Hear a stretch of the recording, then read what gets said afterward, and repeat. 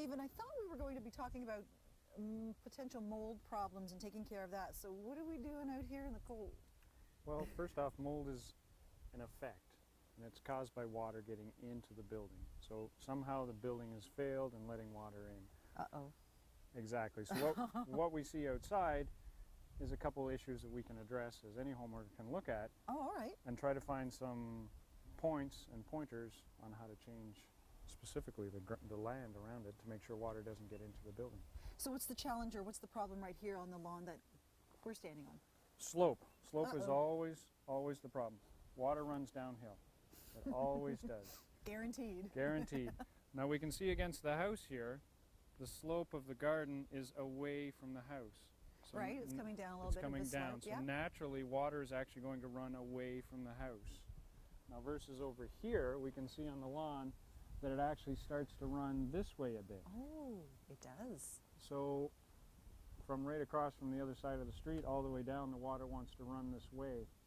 So unless we build it up at the house to slope away, it's just going to continue to do that. And it continues to go down behind the home as well, so it's really got a natural... Right. So it's going to go down the wall, under the floor, the whole bit. Now, as far as the fact that you've brought the garden at the back here up just that little bit, is that enough to counteract all the forces that are coming down this way from your lawn? Absolutely, absolutely. Really? It doesn't have to be a lot. It doesn't have to be a lot. We just need a nice swale. If we can't do it with the house, we need a nice swale so that the water will sort of buffer and be redirected. It doesn't take a lot. Okay, well that's great. Something that any homeowner can take a look at around their own house. Yeah, it's a couple wheelbarrows of soil and you're good to go. And quickly, the straw bales.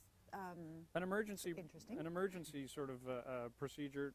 If the grading's not right and you're concerned the water may be coming in, we can certainly put up some giant square sponges around the house to try to hold off some water. Okay, so you'll do that through the wet season, like through the winter and the wet. What we're doing is when water's coming off the roof or coming towards the house, that the straw is actually going to soak it up before it gets here. All right, good stuff. Now we go inside? Now we go inside. Okay, good. Great.